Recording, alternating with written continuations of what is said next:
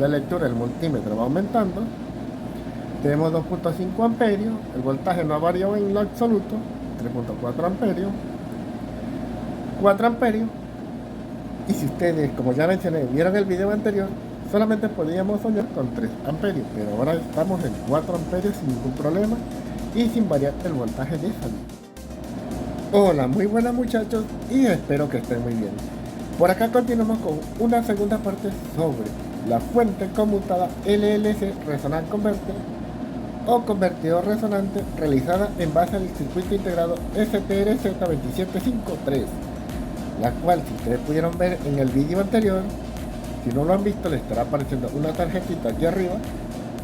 En ese vídeo le estábamos haciendo una prueba de carga y logramos obtener 3 amperios en un voltaje de 12.4 voltios completamente estable antes de que ésta se protegiera.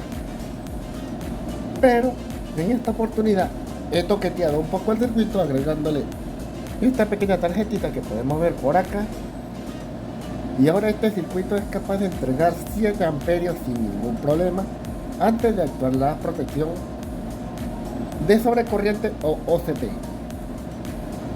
Cabe mencionar que ya al trabajar con esta corriente de 7 amperios, el disipador del integrado STRZ2753 se ha quedado un poco chico, por lo que no duraré mucho tiempo aplicándole esa carga de 7 amperios, ya que este disipador es muy chico y el integrado se me podría dañar por exceso de temperatura. En una oportunidad, cuando tenga un poco de tiempo, reemplazaré este disipador por uno más acorde a la potencia de este integrado y tal vez lo veamos nuevamente si ustedes no se aburren.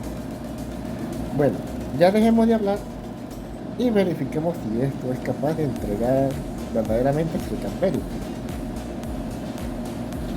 Voy a conectarlo a la red eléctrica y como podemos ver, aquí tenemos 12.4 voltios, o mejor dicho 12.5 voltios directamente en placa, para que la medición sea confiable. Por acá tenemos un amperímetro, como pueden ver lo tenemos en la escala de 20 amperios continuo,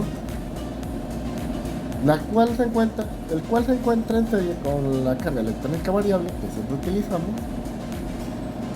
y empezaremos a aplicarle carga. Comenzamos girando el potenciómetro de la carga electrónica variable. Como podemos ver, la lectura del multímetro va aumentando. Tenemos 2.5 amperios, el voltaje no ha variado en lo absoluto, 3.4 amperios, 4 amperios. Y si ustedes, como ya mencioné, vieron el video anterior, solamente podíamos soñar con 3 amperios, pero ahora estamos en 4 amperios sin ningún problema y sin variar el voltaje de salida. Tenemos 5 amperios, 6 amperios y se ha protegido. Voy a desconectarla de la red eléctrica y la vamos a volver a conectar para volverle a aplicar carga. Ahí la tenemos nuevamente y comenzamos a aplicarle carga.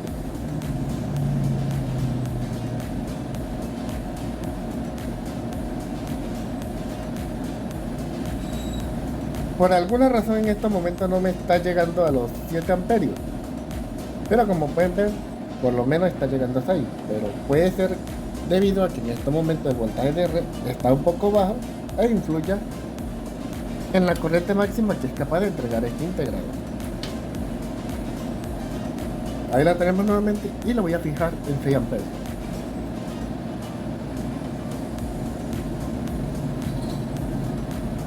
Y bueno muchachos, ahí lo tenemos en 6 amperios y el voltaje ha variado muy mínimo, mejor dicho prácticamente nada. Y todo está funcionando perfectamente, incluso el voltaje se ha estabilizado a la lectura con la que habíamos iniciado originalmente en el vídeo.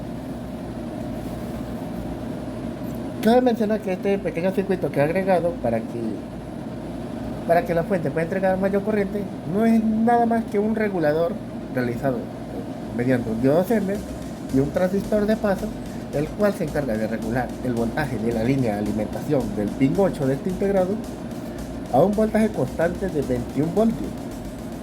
Sucede que este integrado tiene una función incluida que monitorea en todo momento el voltaje aplicado en la pata 8 del integrado y si ésta supera un umbral de 23 voltios, el integrado automáticamente se protege, limitando la corriente que es capaz de entregar a la salida.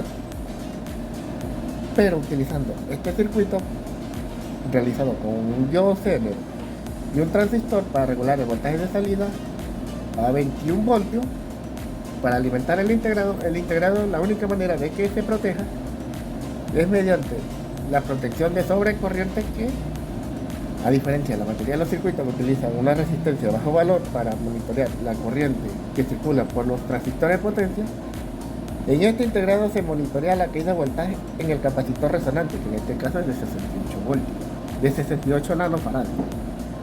Si en ese capacitor cae un voltaje de aproximadamente 0.8 voltios, el integrado entra en protección contra cortocircuito o OCPI.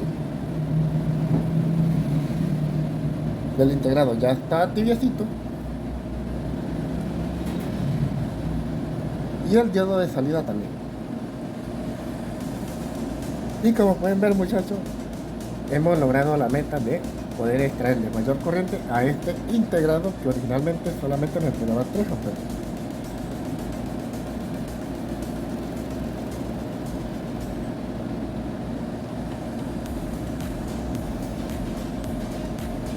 Movieron entregó 6.8 amperios antes de proteger. Si les interesa el diagrama de este circuito, es este el que verán a continuación, el cual no tiene nada de raro y se ha utilizado por mucho tiempo en la electrónica.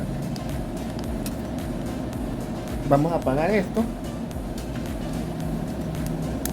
y como aquí pueden apreciar el circuito por completo. Algo feo, pero se entiende.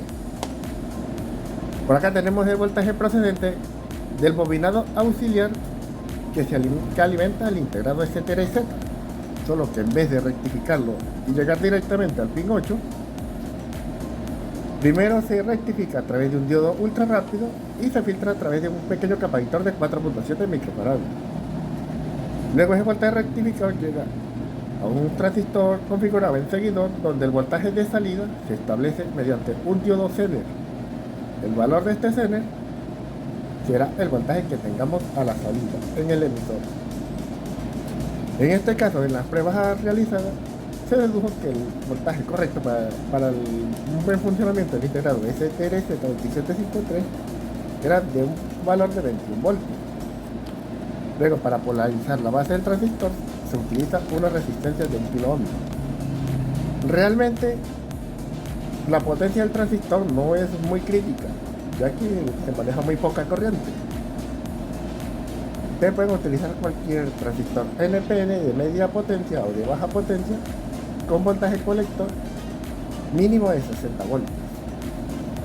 Aunque esto depende de cómo hayas realizado el bobinado auxiliar, ya que si posees un bobinado auxiliar que proporciona un voltaje correcto para el funcionamiento del STR2753, no necesitarás realizar esto. Y luego tenemos un capacitor a la salida para mantener el voltaje estable de 100 microfarads a 35 voltios, y el voltaje ya regulado de 21 voltios se lo entregamos al pin 8 del regulador STRZ2753, donde este regulador se encarga de que, a pesar de que le apliquemos carga a la salida de la fuente, este voltaje, como varía proporcionalmente a la carga aplicada a la salida de la fuente, en todo momento se establezca un voltaje fijo de 21 voltios, para que el integrador no entre en protección por sobrevoltaje en su pin 8, que es la alimentación propiamente dicha del integrado. Una característica de este integrado es que de este regulador es que cuando la fuente se encuentra sin carga, es decir, que no le estamos aplicando carga a la salida, aunque el voltaje de regulación o rectificado del bobinado auxiliar esté por debajo de los 21 voltios, el voltaje saldrá tal cual como entra. Solamente en el caso de que se supere un voltaje mayor a 21 voltios en el colector y GND, entre colector y GND, solo en ese momento comenzará a actuar la regulación para mantenernos un voltaje fijo de 21 voltios en el pin 8, a pesar de que en este punto se encuentre, no sé, por decir 24 o 30 voltios, la salida siempre será de 21 voltios. Y bueno, muchachos, apliquemos el carga esto por última vez.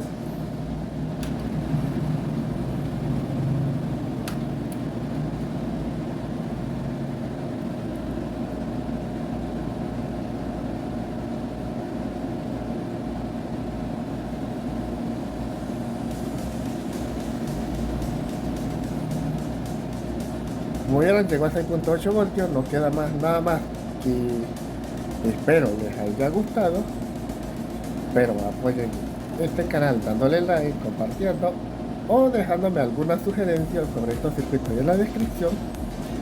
Y bueno, muchachos, eso es todo y nos estamos viendo en un próximo video sobre alguna nueva fuente de alimentación conmutada.